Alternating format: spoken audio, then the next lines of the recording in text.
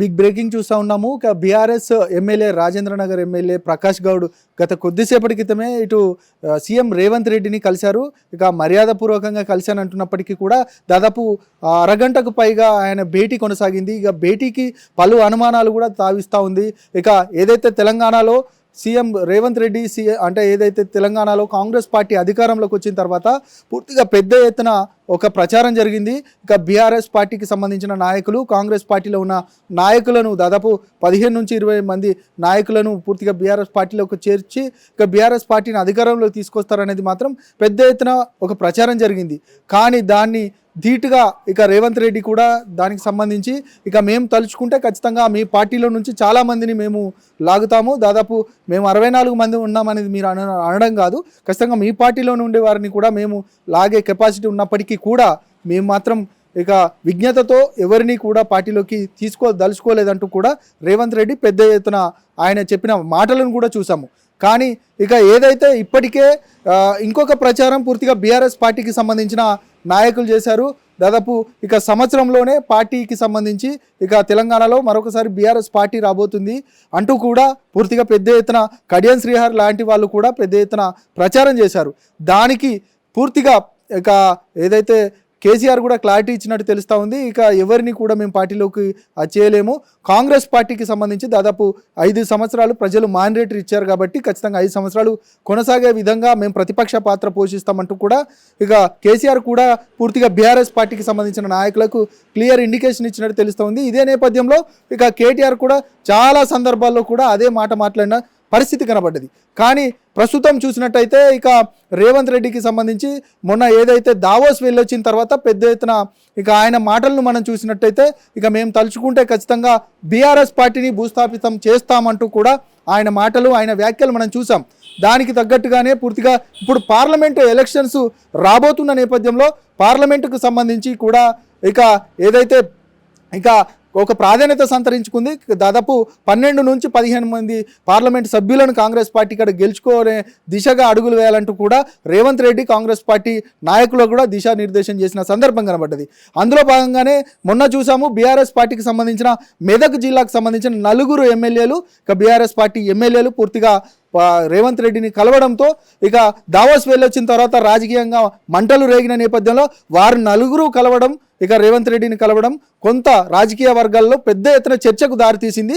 ఆ చర్చ తర్వాత ఇక బీఆర్ఎస్ పార్టీకి సంబంధించిన చాలామంది నాయకులు ఇక కాంగ్రెస్ పార్టీలో కలవబోతున్నారంటూ కూడా పెద్ద ఎత్తున ప్రచారం జరిగింది. కానీ దానికి ధీటుగా ఆ 4 ఎమ్మెల్యేలు ఇక వారు వచ్చి కూడా ఒక చెప్పారు ఏంటంటే పూర్తిగా మేము మర్యాదపూర్వకంగానే కలిశామంటూ కూడా వారు ఒక వివరణ ఇచ్చే ప్రయత్నం చేశారు.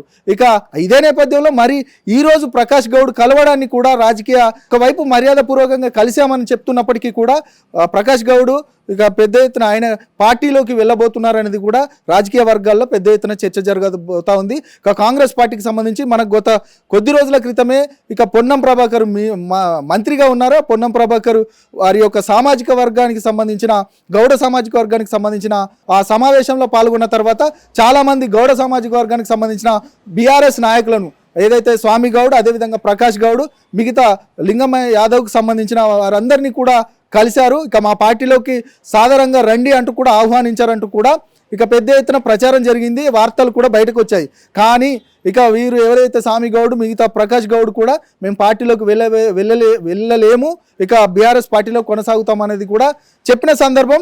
మరి వారు చెప్పిన తర్వాత వారం రోజుల తర్వాతే మరొకసారి రేవంత్ రెడ్డిని మాత్రం కలవడం ప్రకాష్ గౌడ్ ఇక ఇప్పుడు రాజకీయ వర్గాల్లో పెద్ద ఎత్తున కలకలాన్ని సృష్టిస్తున్న సందర్భం కనబడతా ఉంది. ఇక బీఆర్ఎస్ పార్టీ నాయకులు కాంగ్రెస్లో చేరుతారనేది మాత్రం పెద్ద ఎత్తున ప్రచారం జరుగుతూ ఉంది. చూద్దాం ఏం జరగబోతుంది. నిజంగా పార్లమెంట్ సెషన్ అంటే పార్లమెంట్ ఎన్నికలు ఇక జరగబోతున్న నేపథ్యంలో ఇక పార్టీలోకి క్యూ కడతారు అనేది మాత్రం కాంగ్రెస్ వాళ్ళు, మిగతా రేవంత్ రెడ్డి మాత్రం ఏ విధమైన ఇండికేషన్ ఇవ్వట్లేదు. కానీ మిగతా నాయకులు మాత్రం పెద్ద ఎత్తున మాట్లాడుతున్న సందర్భం కనబడుతుంది.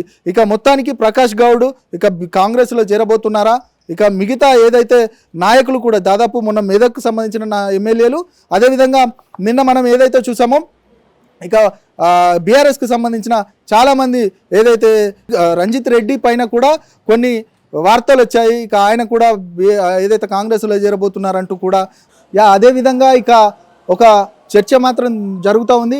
ఇక అధిష్టానానికి ఈయన చెప్పి వెళ్ళారా అంటూ కూడా బీఆర్ఎస్ నాయకులు కూడా ఇక పార్టీలో చర్చించుకుంటున్నారు. ఇక ఆయన ఒక అధిష్టానానికి చెప్పారా లేదా అనేది మాత్రం రేపు ఇక ప్రకాష్ గౌడ్ వివరణ ఇవ్వనంటూ తెలుస్తూ ఉంది. ఇక తెలంగాణ భవన్లో రేపు ప్రెస్ మీట్ పెట్టి కూడా పూర్తిగా పార్టీలో ఇక పార్టీ నుండి వీడబోతున్నారా, లేదు పార్టీతో ఉండబోతున్నారా, ఏ విధమైన సమస్యలు పూర్తిగా నియోజకవర్గానికి సంబంధించిన అంశాలకు సంబంధించి రేవంత్ రెడ్డితోటి ఏం మాట్లాడారు, వీటన్నిటికి సంబంధించి రేపు ఇక బీఆర్ఎస్ భవన్లో ఆయన వివరణ ఇచ్చే ప్రయత్నం చేయబోతున్నారు. దానికి సంబంధించి ఇప్పుడే గత కొద్దిసేపటి క్రితమే పూర్తిగా ఒక ట్వీట్ పెట్టారు. నేను మర్యాదపూర్వకంగానే కలిశాను తప్ప ఇక దీంట్లో రాజకీయపరమైన అంశాలు, నేను పార్టీ మారడం వెనకాల ఎలాంటి అవకాశం లేదంటూ కూడా ఇక ప్రకాష్ గౌడ్ చెప్పిన నేపథ్యం కనబడతా ఉంది. మొత్తానికైతే చూద్దాం. ఇక మొన్న మెదక్కు సంబంధించిన 4 ఎమ్మెల్యేలు, ఇప్పుడు ప్రకాష్ గౌడ్, ఇక మొన్న రీసెంట్గా చూసినట్టయితే తీగల కృష్ణారెడ్డి, ఇక వీళ్ళందరూ కూడా ఒక్కొక్కరుగా క్యూ కడతా ఉన్నారు. వారంతా కూడా ప్రభుత్వానికి సంబంధించిన ఏదైతే సీఎం రేవంత్ రెడ్డిని కలవడం మాత్రం బీఆర్ఎస్ వర్గాల్లో మాత్రం ఒకంత కలవరానికి గురి చేస్తున్న సందర్భం కనబడతా ఉంది. మొత్తానికి ఇక పార్లమెంట్ సెషన్ అంటే పార్లమెంటు ఎన్నికలు జరగబోతున్న వేళ మాత్రం బీఆర్ఎస్ పార్టీ మాత్రం కొంత కలవరానికి గురైతున్న సందర్భం కనబడతా ఉన్న నేపథ్యం కనబడతా ఉంది.